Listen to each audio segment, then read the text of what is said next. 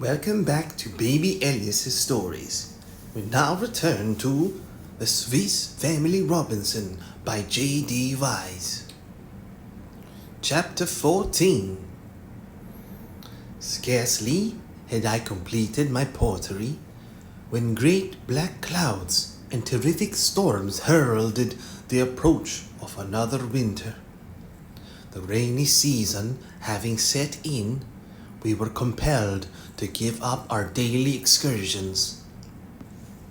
Even in the spacious house which we now occupied, and with our varied and interesting employments, we yet found the time dragging heavily.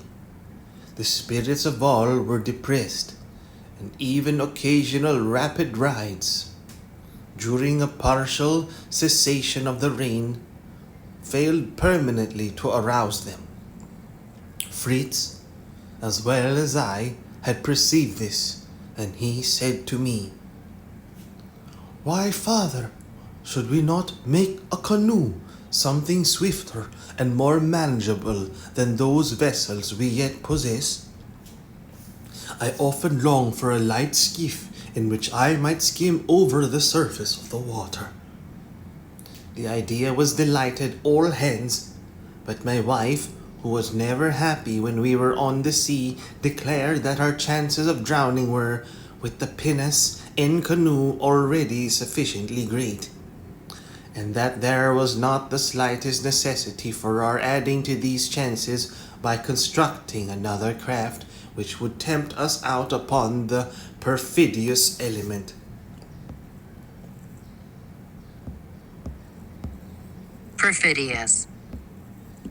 Perfidious, deceitful, and untrustworthy. Perfidious, treacherous. Adding to these chances by constructing another craft which would tempt us out upon the perfidious element. Her fears were, however, speedily allayed, for I assured her that the boat I intend to construct should be no flimsy cockle-shell, but as safe and stout a craft as ever floated upon the sea. The Greenlander's kajak I intended to be my model, and I resolved not only to occupy the children, but also to produce a strong and serviceable canoe. A masterpiece of art. The boys were interested, and the boat building was soon in operation. We constructed the skeleton of whalebone, using split bamboo canes to strengthen the sides and also to form the deck, which extended the whole length of the boat, leaving merely a square hole in which the occupant of the canoe might sit. The work engrossed our attention most entirely, and by the time it was complete, the rain had passed away, and the glorious sun again shone brightly forth. Our front door was just wide enough to admit of the egress of our boat, and we completed her construction in the open air. We quickly cased the sides and deck with sealskin, making all the seams thoroughly watertight with caoutchouc. The kajak was indeed a curious-looking craft, yet so light that she might be lifted easily with one hand, and when at length we launched her, she bounded upon the water like an Indian rubber ball. Fritz was unanimously voted her rightful owner, but before his mother would hear of his entering the frail-looking skiff, she declared that she must contrive a swimming dress, so that, should his boat receive a puncture from a sharp rock or the dorsal fin of a fish and collapse, he might yet have a chance of saving his life. Though I did not consider the kajak quite the soap bubble my wife imagined it, I yet willingly agreed to assist her in the construction of the dress. The garment we produced was most curious in appearance. I must own that I doubted its efficiency. It was like a double waistcoat made of linen prepared with a solution of India rubber, the seams being likewise coated with caoutchouc, and the whole rendered perfectly airtight. We so arranged if that one little hole was left by means of which air could be forced into the space between the outer covering and the lining, and the dress inflated. Meanwhile, I perceived with pleasure the rapid vegetation the climate was producing. The seeds we had scattered had germinated, and were now promising magnificent crops. The veranda, too, was looking pleasant with its gay and sweet-scented creepers, which were already aspiring to the summit of the pillars. The air was full of birds. The earth seemed teeming with life. The dress was at length completed, and Fritz, one fine afternoon, offered publicity to prove it. We all assembled on the beach. The boy gravely donned and inflated the garment, and amidst roars of laughter from his brothers, entered the water. Quickly and easily he paddled himself across the bay towards Shark Island, whither we followed in one of our boats.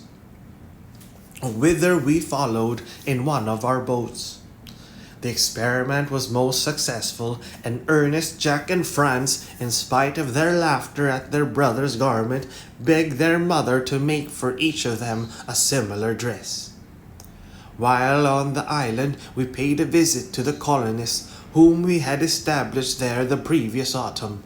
All were well. We could perceive by the footprints that the antelopes had discovered and made use of the shelter we had erected for them, and feeling that we could do nothing more, we scattered handfuls of maize and salt, and strolled across to the other side of the island.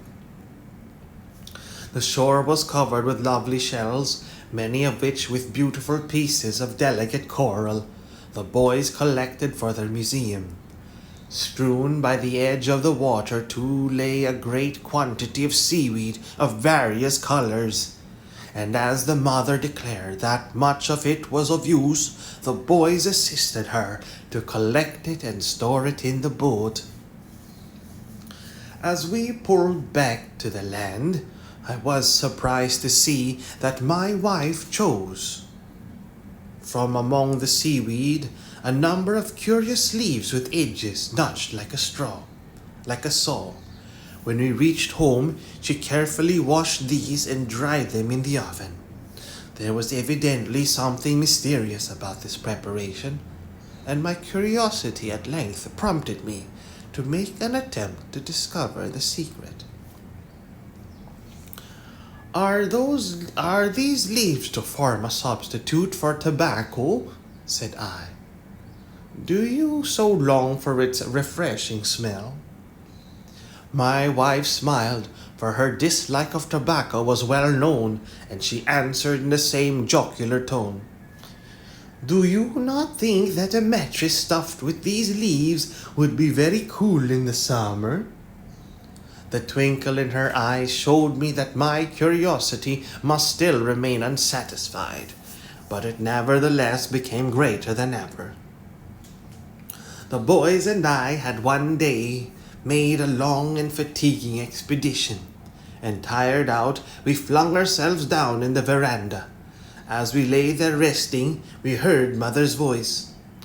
"Could any of you enjoy a little jelly?" She presently appeared, bearing a porcelain dish laden with the most lovely transparent jelly. Cut with a spoon and laid before us, it quivered and glittered in the light. "Ambrosia!" exclaimed Fritz, tasting it. It was indeed delicious, and still marveling from whence my wife could have obtained a dish so rare, we disposed of all that she had set before us. "Aha! laughed my wife. "Is not this an excellent substitute for tobacco, far more refreshing than the nasty weed itself? Behold, the produce of my mysterious seaweed." "My dear wife," exclaimed I, "this dish is indeed a masterpiece of culinary art. But where had you met with it? What put it into your head? While staying with my Dutch friends at the Cape, replied she, I often saw it, and at once recognized the leaves on Shark Island. Once knowing the secret, the preparations of the dish is extremely simple. The leaves are soaked in water, fresh every day for a week, and then boiled for a few hours with orange juice, citron, and sugar. We were all delighted with the delicacy and thanked my wife for it most heartily, the boys declaring that they must at once go off again to the island to collect as many of the leaves as they could find. I agreed to accompany them, for I wished to examine the plantations we had made there. All were flourishing. The palms and mangroves had shot up in a most marvelous manner, and many of the seeds which I had cast at random amongst the clefts in the rocks had germinated, and promised to clothe the nakedness of the frowning boulders. Away up among the rocks too we discovered a bright sparkling spring of delicious water, at which, from the footprints around, we saw that the antelopes must have refreshed themselves.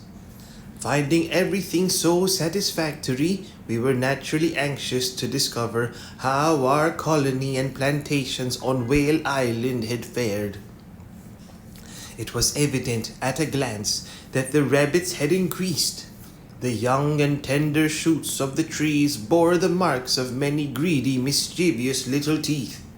The coconut palms alone had they spared. Such depredations as these could not be allowed, and with the help of the boys I erected round each stem a hedge of prickly thorn, and then prepared again to embark.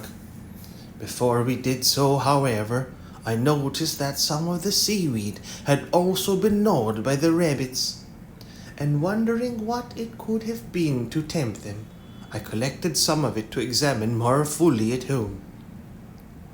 The skeleton of the whale, too, attracted our attention, for picked clean by the birds and bleached by the sun and rain, the bones had been purified to a most perfect whiteness. Thinking that the joints of the vertebrae might be made of use, I separated some 10 or 12 and rolled them down to the boat, and then returned to the shore, towing them after us. A scheme now occupied my mind for the construction of a crushing machine, which would prove of the greatest service to us. I knew that to make such a machine of stone was far beyond my power, but it had struck me that the vertebrae of the whale might serve my purpose. I determined next morning to look out a tree from which I might cut the blocks of wood that I should require to raise my crushers. My expedition was destined to be a solitary one, for when I went to the stables for a horse, I discovered that the boys had gone off by themselves with their guns and traps, and had left to me a choice between the bull and buffalo.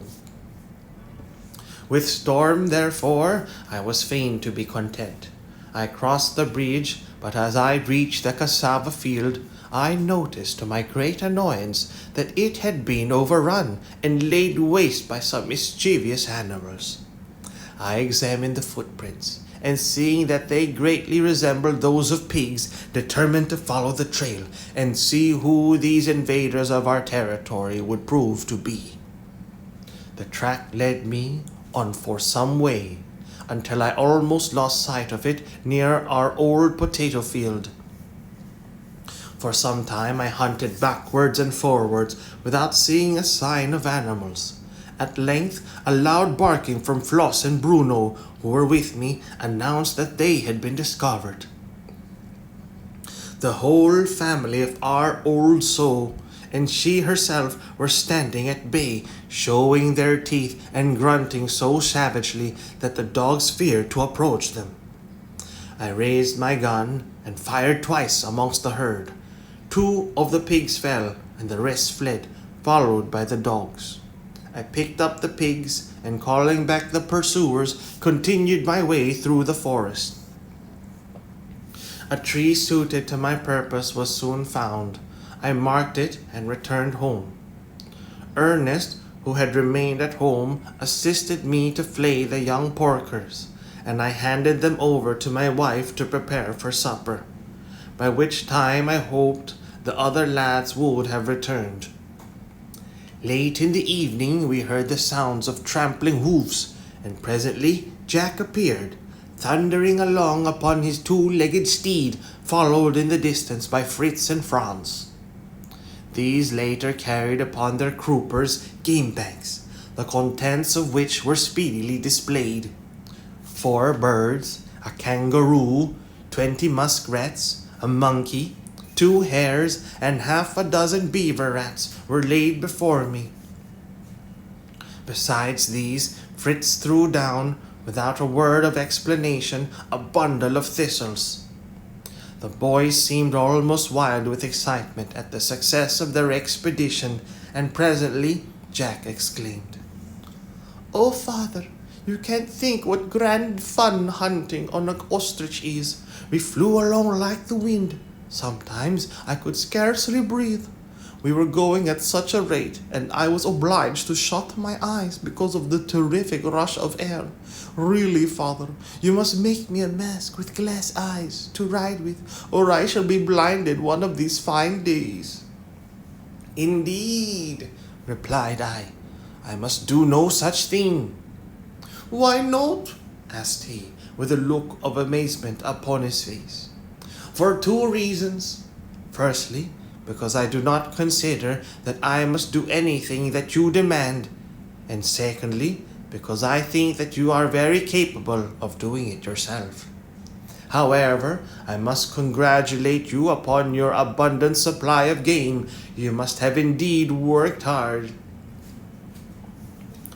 Yet I wish that you would let me know when you intend starting on such a long expedition as this. You forget that though you yourself know that you are quite safe and that all is going on well, yet that we at home are kept in a constant state of anxiety. Now off with you, and look to your animals, and then you may find supper ready." Presently the boys returned, and we prepared for a most appetizing meal which the mother set before us. While we were discussing the roast pig and washing it down with fragrant mead, Fritz described the day's expedition.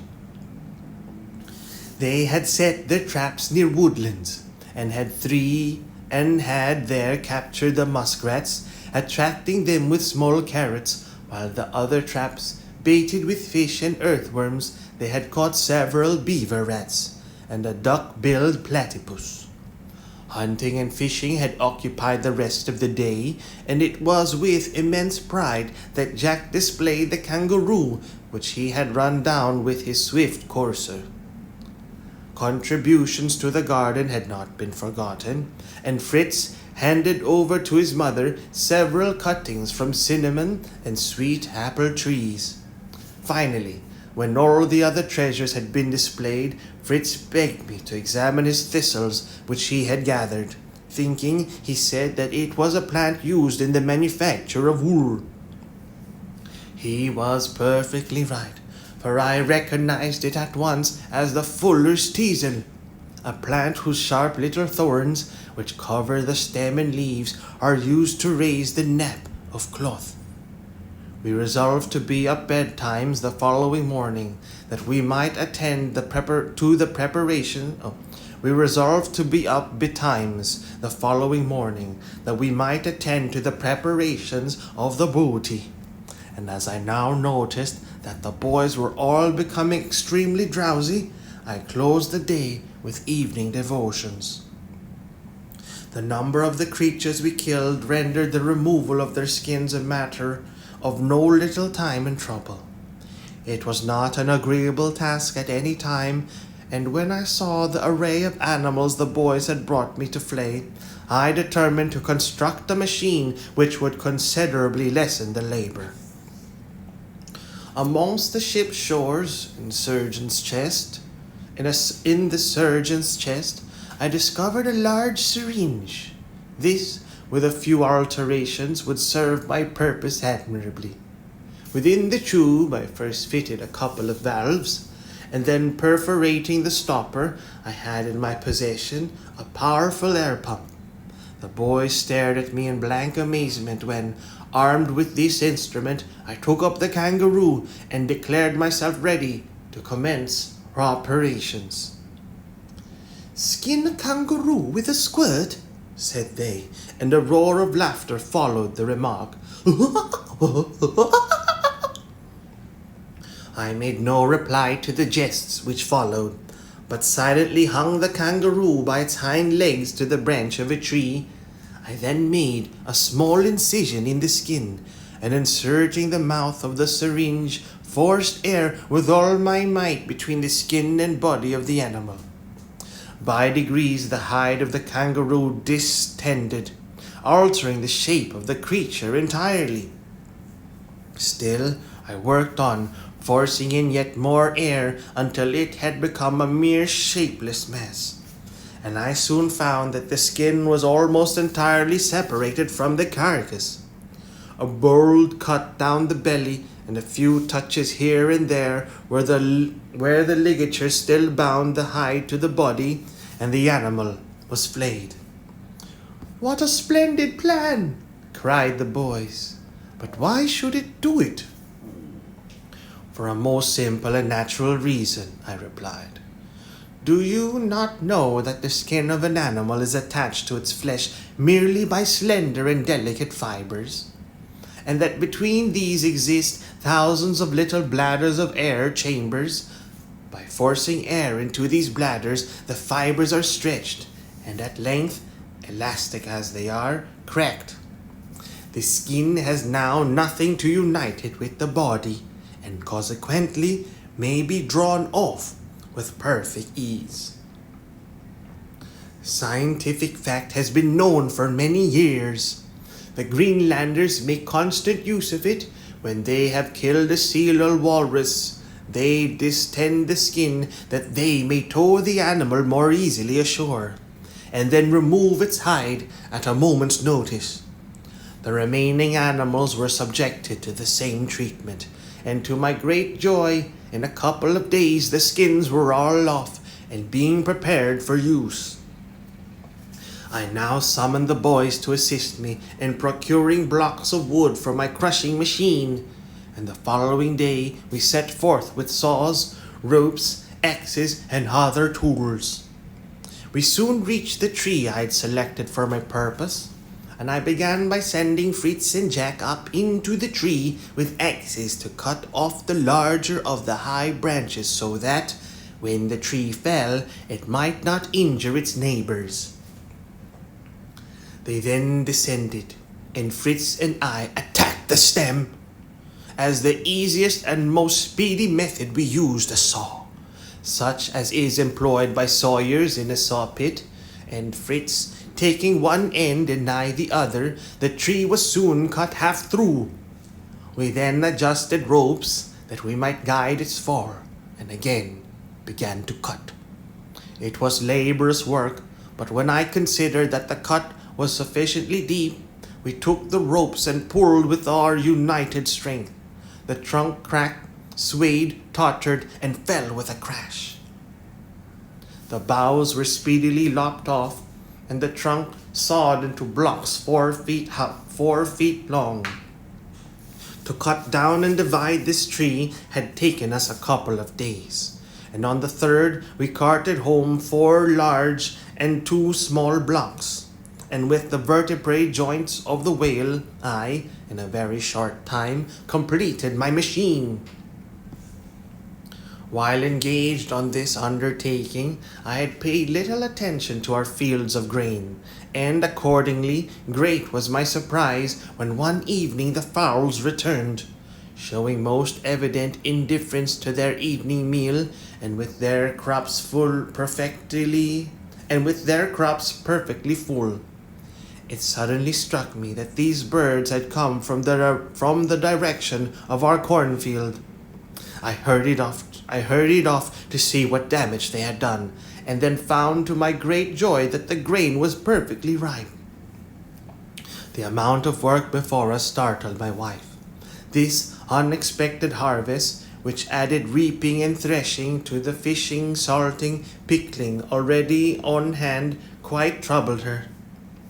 "Only think," said she, "if my beloved potatoes and manioc roots, what is to become of them? I should like to know. It is time to take them up, and how to manage it with all this press of work, I can't see." "Don't be downhearted, wife," said I. "There is no immediate hurry about the manioc, and digging potatoes in this fine, light soil is easy work compared to what it is in Switzerland, while as to planting more, that will not be necessary if we leave the younger plants in the ground. The harvest we must conduct after the Italian fashion, which, although anything but economical, will save time and trouble, and as we are to have 2 crops in the year, we need not be too particular." Without further delay, I commenced leveling a large space of firm clayey ground to act as a threshing floor. It was well sprinkled with water, rolled, beaten, and stamped. As the sun dried the moisture, it was watered anew, and the treatment continued until it became as flat, hard, and smooth as a threshing floor need be. Our largest wicker basket was then slung between Storm and Grumble. We armed ourselves with reaping hooks, and went forth to gather in the corn in the simplest and most expeditious manner imaginable. I told my reapers not to concern themselves about the length of the straw, but to grasp the corn where it was convenient to them, without stooping. Each was to wind the stalk around his own handful and throw it into the basket. In this way, great labor was saved. The plan pleased the boys immensely, and in a short time the basket had been filled many times, and the field displayed a quantity of tall, headless stubble, which perfectly horrified the mother. So extravagant and untidy did she consider our work. "This is dreadful," cried she. "You have left numbers of ears growing on short stalks, and look at that splendid straw completely wasted. I don't approve of your Italian fashion at all." "It is not a bad plan, I can assure you, wife. And the Italians do not waste the straw by not cutting it with the grain. Having more arable than pasture land, they use this high stubble for their cattle, letting them feed in it and eat what grain is left. Afterwards, allowing the grass to grow up among it, they mow all together for winter fodder. And now for threshing, also in Italian fashion. We shall find it spares our arms and backs as much in that as in reaping." The little sheaves were laid in a large circle on the floor. The boys mounted Storm, Grumble, Lightfoot, and Hurry, starting off at a brisk trot, with many a merry jest, and round they went, trampling and stamping out the grain, while dust and chaff flew in clouds about them. My wife and I were incessantly occupied with hay forks, by means of which we shook up and moved the sheaves over which the threshers rode, as to throw them in the track. From time to time the animals took mouthfuls of tempting food they were beating out. We thought they well deserved it, and called to mind the command given to the Jews, "Thou shalt not muzzle the ox that treadeth out the corn." After threshing, we proceeded to winnowing by simply throwing the threshed corn with shovels high in the air when the land or sea breeze blew strong. The chaff and refuse was carried away by the wind, and the grain fell to the ground. During these operations, our poultry paid the threshing floor many visits, testifying a lively interest in the success of our labors, and gobbling up the grain at such a rate that my wife was obliged to keep them at a reasonable distance. But I would not have them altogether stinted in the midst of our plenty, I said.